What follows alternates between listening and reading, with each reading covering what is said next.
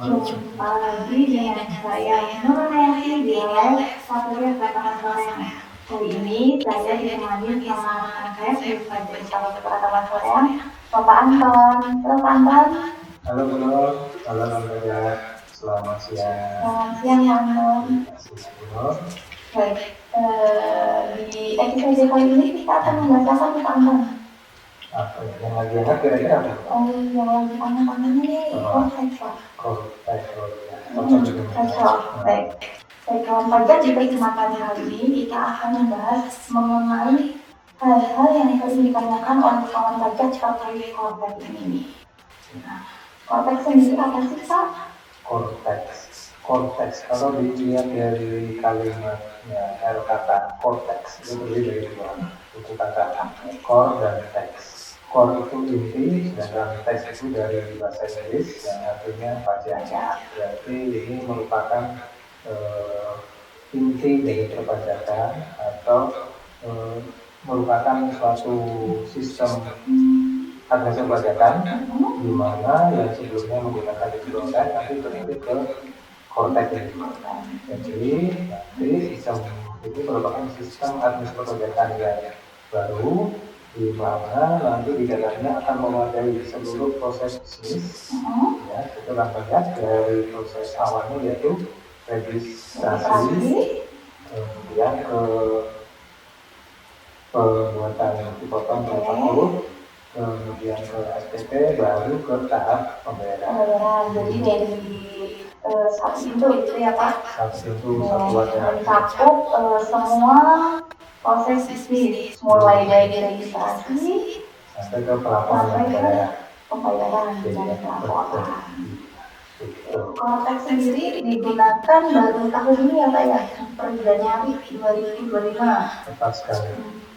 Tahun 2025 bulan Januari. Ya. Oke.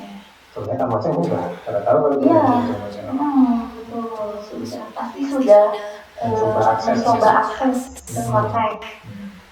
Ya. Dan pula ini juga sudah dituangkan penetapannya melalui peraturan Menteri Keuangan nomor 81 tahun 2024 ya. kemarin. Baik, untuk yang selanjutnya, apa sih yang harus dilakukan jika kawan pajak ingin mengakses ke konteks ini? Ya, betul sekali. Ya, kawan pajak, untuk akses masuk ini pasti diperlukan data atau identitas. Identitas terlebih dahulu. Ya, nah, masalahnya di sini yang perlu dicek untuk validitas dari identitas perorangan atau terkait dengan perorangan. Kalau perorangan kan kita perlunya identitasnya apa belum? Nomor induk kependudukan. Bukan SIM ya? Oh iya, atau nomor KTP dari para kawan pajak nanti diperlukan untuk akses masuk ke Cortex. Sedangkan untuk perusahaan, apakah perlu nomor KTP? Enggak. Oh, untuk tidak. Nanti ada. Oh iya, betul. Kalau bayar, nanti perlunya nomor NPWP. Nanti tinggal ditambahkan angka 0 di bagian depannya. Jadi ketika di Cortex ini dikenalnya NPWP-nya ada 16 digit ya Pak? 16 digit tepat sekali. Kalau untuk pribadi nanti menggunakan NIK, jadi sama dengan NPWP. Dan untuk badan ditambahkan 0. Angka 0 di bagian depan, bukan di belakang. Baik, agar kawan pajak bisa mengakses Cortex ini, apa yang harus dilakukan pertama kali? Karena kan ini perubahan dari yang sistem lama kan menggunakan digital online, yang baru menggunakan Cortex. Apakah kawan pajak bisa langsung menggunakan akses ketika di digital online atau harus registrasi lagi atau aktivasi ulang lagi? Kalau misalnya para kawan pajak sudah pernah akses ke digital online, sudah menggunakan, kemudian berarti kan sudah matching nih data yang dimiliki kawan pajak, yang telah disampaikan ke Direktorat Jenderal Pajak. Dalam hal ini antara lain terkait email, kemudian nomor HP-nya. Yang perlu diperhatikan email dan nomor HP yang terdaftar sudah sesuai. Nah, kalau itu sudah cocok, matching, udah nanti tinggal akses saja ke laman Cortex-nya, yaitu di https://cortex atau coretax di situ .pajak.go.id.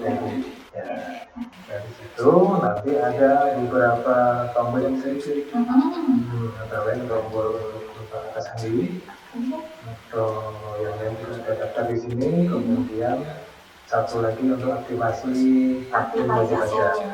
Nah, ketika di awal tadi yang disampaikan tadi data kawan pajak tadi sudah matching, sudah sinkron, otomatis ketika dalam hal ini wajib pajak perorangan memasukkan ke kode atau ke waktunya tersebut untuk akunnya tadi nomor KTP, nomor yang sudah valid, nanti akan muncul tujuan konfirmasinya tadi.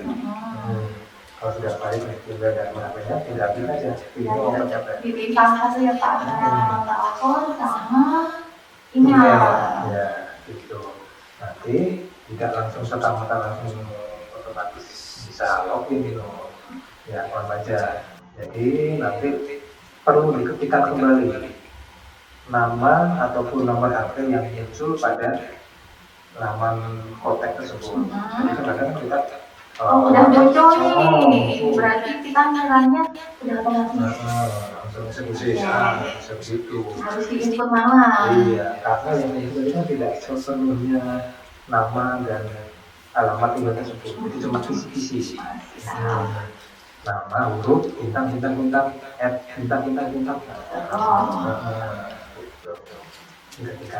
Terus itu kalau yang email, kalau yang nomor HP kan kita nanti perlu menerima notifikasi melalui SMS. Jadi harus ada pulsanya ya Pak? Pulsa ya, mohon maaf nanti kawan pajak harus menyediakan pulsa SMS-nya, karena nanti kita memerlukan biaya untuk memotong pemberitahuan link tersebut ke SMS itu. Berarti setelah kawan pajak mencari konfirmasi nanti bentuk email, pastikan emailnya aktif dan bisa diakses. Untuk yang saluran nomor telepon, pastikan harus pulsa. Ya, baik. Bila seorang itu ini Pak, saya akan menjalankan kewajiban perpajakan saya ini bergabung dengan suami. Apakah bisa saya mengakses Cortex? Ya, oke.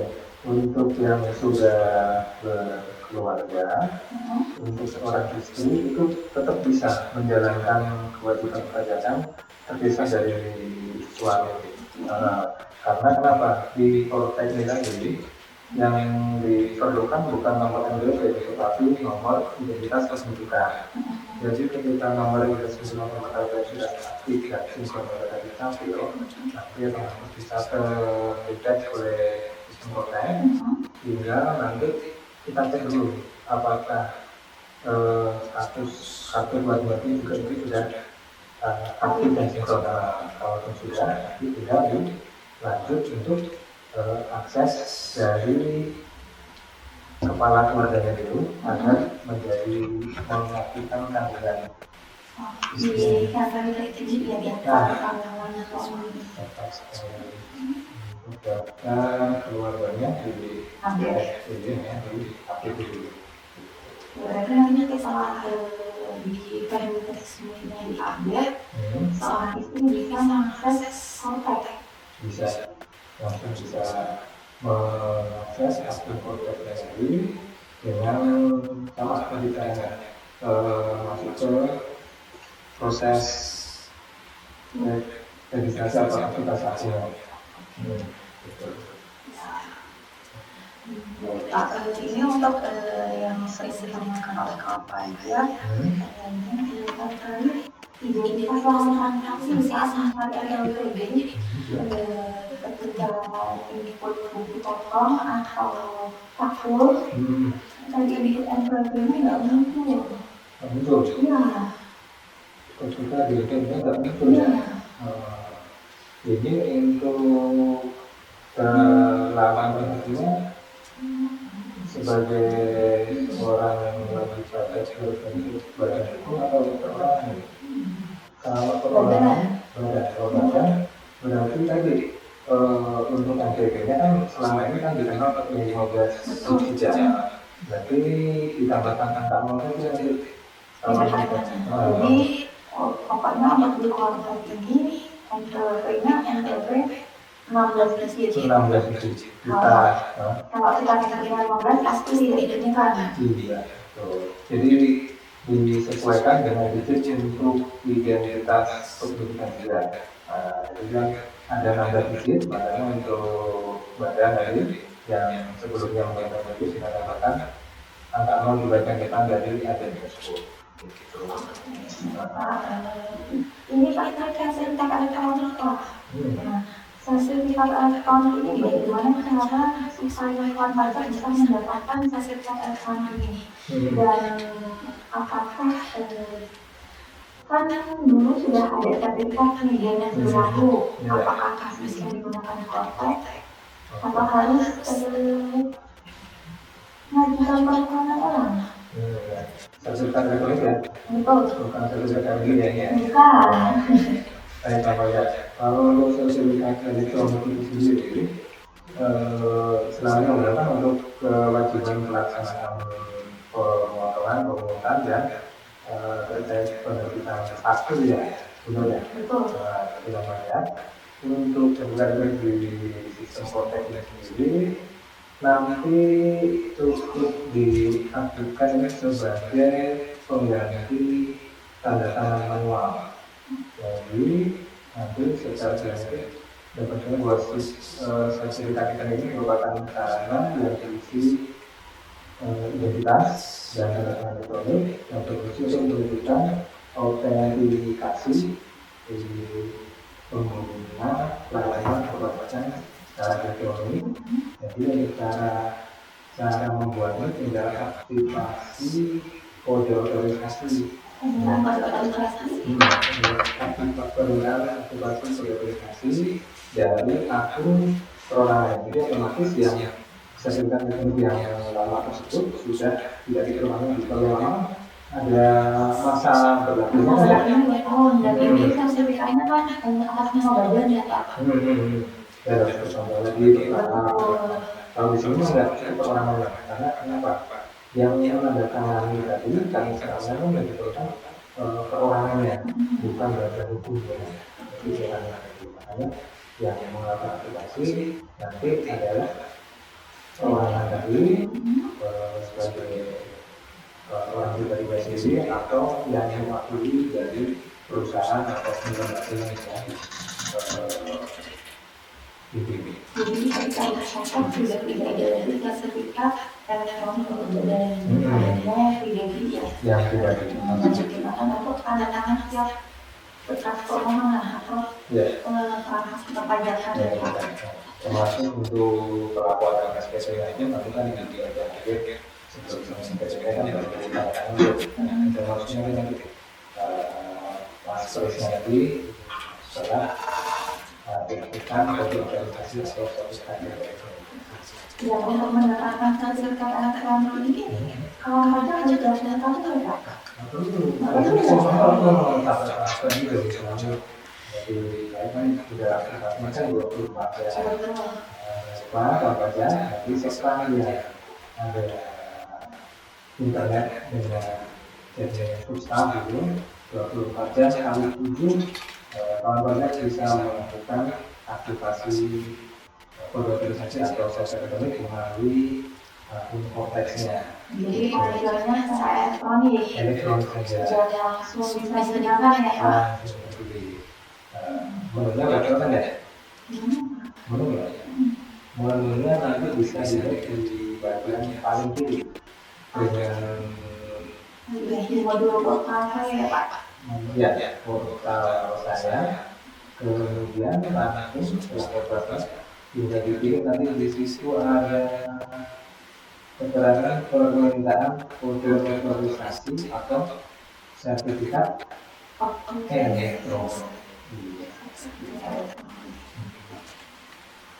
Itu nanti baru akan diminta cek datanya, terus dimasukkan kembali untuk pasrace. Digunakan untuk tanda tangan. Ya. Karena manual kita pakai pakai ini ya, memang susah. Kita harus bisa pasrace apa? Pada bunyinya itu loh. Pasrace apa itu? Harus terdiri dari minimal harus ada minimal satu huruf besar, minimal satu huruf kecil, ada lagi minimal satu angka, kemudian karakter khusus. Lebih spesifik ya? Iya, kalau di PC online itu kayak kita lihat kan, kita ketik apa saja Maksud belajar bagaimana? Dapat umum dan kebetulan semakin oke sesuai sistemnya, bisa oke di kota ini ya tidak bisa bikin makin kuat masih masuk dalam kombinasi masuk itu. Coba ketika kontak ini penggunaan waktu sendiri seperti apa? Kalau dulu kan di aplikasi Ziki penggunaan waktu itu Innova ya, kan ketika kontak sudah kan jadi kontak semua. Nah kalau penggunaan waktunya ini gimana Pak? Ya, sekali untuk penjelasan apa di mana atau menentukan satu pasti akan merupakan nomor seri faktur. Nah, inilah yang lagi oke-nya konteks pajak harus tahu juga. Kita tidak perlu melakukan stok nomor seri faktur pajak. Kenapa? Karena nomor itu akan diberikan secara cuma-cuma dan ketika proses pembuatan faktur sudah selesai sampai ke tahap approval, nanti selesai ditandatangani dan berhasil upload atau approve, otomatis nomor akan tergenerate secara otomatis akan terbit. Berarti ketika kawan pajak upload faktur, nomor fakturnya juga otomatis tergenerate. Tidak perlu lagi meminta nomor seri faktur, tidak ada. Jadi akan lebih menghemat waktu dari kawan pajak, khususnya pengusaha pajak, agar tidak menghabiskan waktu kata minta nomor seri, kata habis minta seri, kata habis nomornya, kata nomor lebih depan, nah itu sudah masalah. Ya, nomor seri gitu Pak. Ini kan ada yang bertanya terkait penampilan faktur atau faktur di kontak. Jadi ketika kawan pajak membuka faktur, itu tombol uploadnya nggak ada, ada tombol simpan. Nah itu kenapa? Iya. Pas konsumsi itu ada seperti itu. Jadi ketika upload faktur, tidak muncul. Iya, tombol upload fakturnya. Tapi ini nggak dicek di Pak Pajak. Coba pastikan untuk akses masuknya tadi dilakukan oleh PIC, personifikasinya atau penanggung jawab dari perusahaan tersebut. Karena itu kita bicara kalau bisa masuk berarti kan asumsinya dia adalah seorang yang memimpin satu badan hukum atau lembaga. Jadi pastikan akses masuknya tadi menggunakan akun PIC sama atau wakil atau kuasa yang sudah diberikan kewenangan atau pro, ya betul sekali, untuk menandatangani faktur pajaknya atau fleksibel.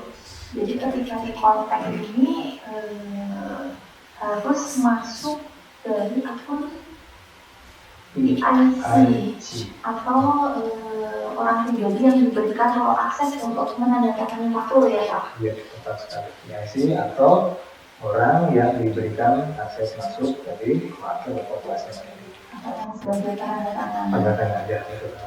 Tepat sekali. Baik, baik Pak. ketika kawan pajak menerbitkan faktur pengganti bukan faktur normal ya, atau pembatalan faktur. Biasanya kan kalau upload faktur statusnya langsung upload. Nah ini ketika dicek statusnya itu waiting for cancel gitu. Nah itu kenapa Pak? Ya, kalau ada keterangan berarti ada permintaan konfirmasi terkait dengan faktur yang telah terbit tersebut. Jadi pada dasarnya faktur pajak itu dapat dilakukan penggantian. Iya, betul. Penggantian yang dikasih faktur ya. Nanti bisa faktur pajak bisa dilakukan penggantian jika memang terdapat kesalahan dalam pengisian atau penulisan, dan selain itu juga bisa dilakukan pembatalan. Kalau penggantian kan tidak mengurangi stok nomor seri itu di aplikasi faktur di stok yang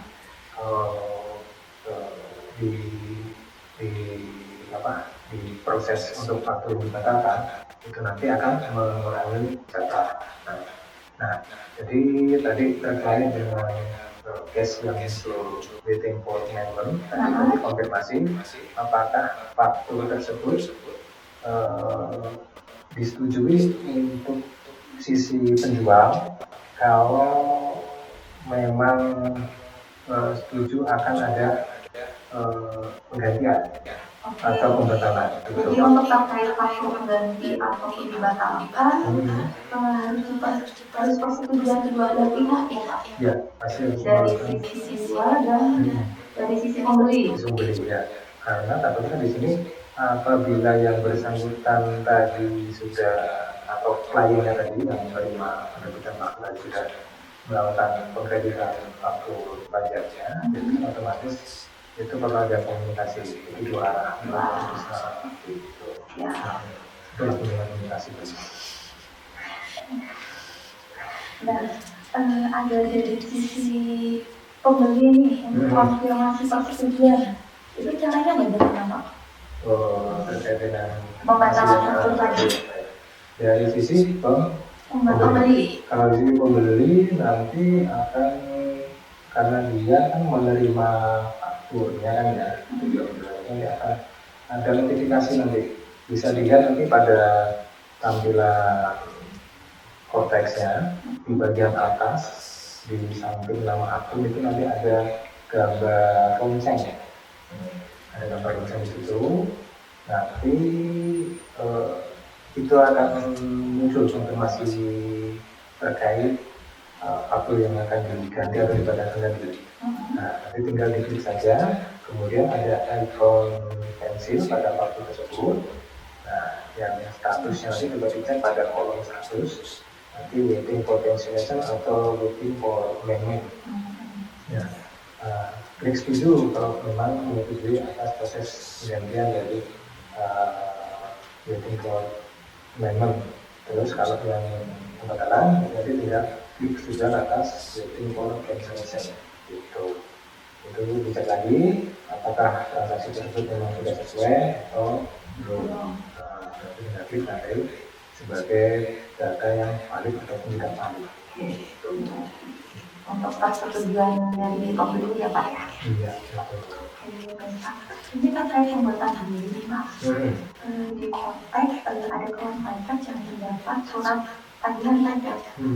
Nah ketika akan membuat diri itu kode MAP 300, kode aplikasi 300, kode desktop itu nggak ada. Iya. Nah itu untuk pembuatan miliknya bagaimana Pak? Nah ini dengan catatan untuk penyelesaiannya di tahun 2021, 2022, paling sebelum di 2024, sebelum 2025. Ya, Pak, kalau tidak menemukan kode untuk pelunasan pembuatan diri untuk penyelesaian tagihan yang kode tidak jadi, nggak usah khawatir. Bukan berarti tidak bisa diselesaikan ya. Ini prosesnya tidak melalui pembuatan diri secara mandiri dari digital online dulu, ya, tapi nanti masuk ke menu pembayarannya. Tetap di menu pembayaran. Pembayaran nanti coba cek di link pembuatan billing untuk tagihan. Berarti di menu. Jadi nggak perlu masuk pembayaran kemudian membuat billing sendiri. Nah, itu sampai masuk kamu nggak aja. Jadi jangan nanti masuknya ke billing lainnya. Dan nanti ini kerennya tidak perlu membuat satu persatu. Jadi bisa menjadi satu. Iya. Jadi dalam satu billing nanti untuk beberapa tetapan itu langsung bisa menggunakan satu produk billing. Kebayang kan kalau misalnya ada 1000 atau berapa? Banyak banget. Iya kan. Petugas pos atau pembayaran. Cukup satu kode billing, tidak perlu mencari kode jenis pelan yang diatur. Langsung nanti dari pembayaran tagihan langsung billing untuk keseluruhan. Jadi untuk satu billing dapat digunakan untuk melakukan pembayaran yang lebih besar kapan? Ya, betul. Nah, di kode ini Pak yang baru istilahnya yang ditagihan deposit pajak itu. Oh iya. Ya, baik. Sama saja. Kalau dilihat dari tadi ada kode 3 bisa ditemukan, di sini dia akan bisa menemukan kode terkait dengan deposit pajak. Nah, pembayaran pajak yang belum merujuk atau belum mengacu pada kewajiban pajak tertentu, ini nanti bisa diselesaikan dengan pembuatan billing secara mandiri menggunakan billing deposit pajak tadi. Gitu. Nah, jadi kawan pajak nanti artinya pembayaran tersebut meskipun sudah terbuat billing, tetapi ini belum ditetapkan untuk satu jenis pajak. Jadi ini ibaratnya masih bebas. Ya mau mensuap kemana itu masih bebas. Efek juga bisa digunakan untuk pembayaran. Ya, itu. Jadi billing deposit ini nanti masih bebas dan bisa ke jenis pajak apa saja. Gitu. Sepanjang ya kayaknya dia punya dompet apa ya, dompet elektronik itu. Cuma ini berisi saldo pajak. Kodenya apa? Ini yang baru, yang baru juga. Kodenya untuk deposit pajak di sini adalah 411618 100. Terus 100, kode jenis kode akun pajaknya di 411618. Ya, itu. Oke, dan tadi kan disampaikan bahwa deposit ini belum digunakan untuk pembayaran pajak, cuma penghasilan di dompet pajak ya Pak. Dan ketika akan menggunakan deposit ini digunakan. Ya. Salah satu manfaat dari deposit tadi dan cara penggunaannya tadi, nanti ketika proses pembuatan e-bukot bisa terkait dengan PPh dan faktur terkait dengan PPN, ketika sudah masuk ke tahap laporan PSPC, di situ nanti ketika sudah selesai semuanya, tinggal klik simpan dan klik lapor serta bayar. Nah, di tahap tersebut klik bayar dan lapor nanti dia akan menuju ke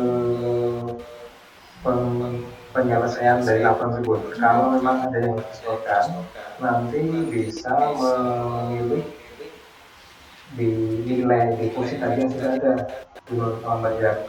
Nanti tinggal dipilih saja penggunaannya deposit pajak tadi.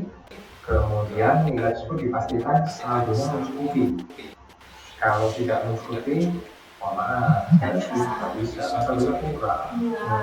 Jadi terkait dengan otomatis nanti. Iya, otomatis. Bukan melalui ya deposit tadi.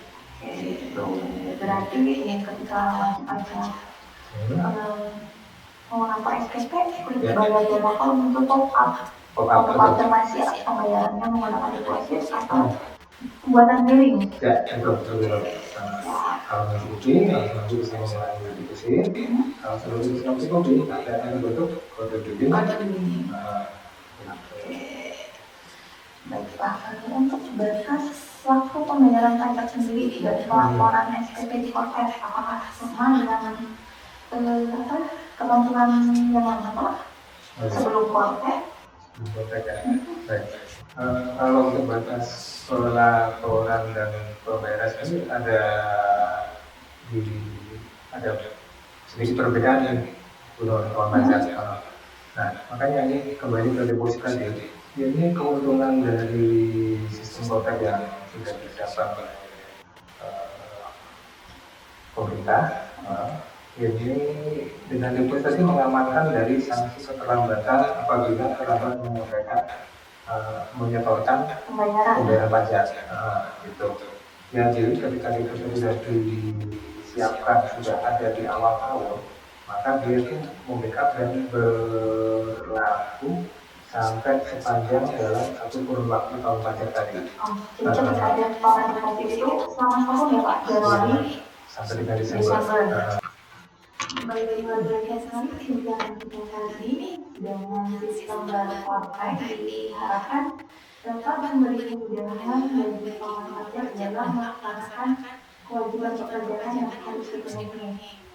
Baik berusaha untuk mengingatkan kembali kepada masyarakat untuk mengikuti aturan media kami dan jangan lupa agar jangan dan saudara untuk follow akun media sosial kami. Baik, Salam terima.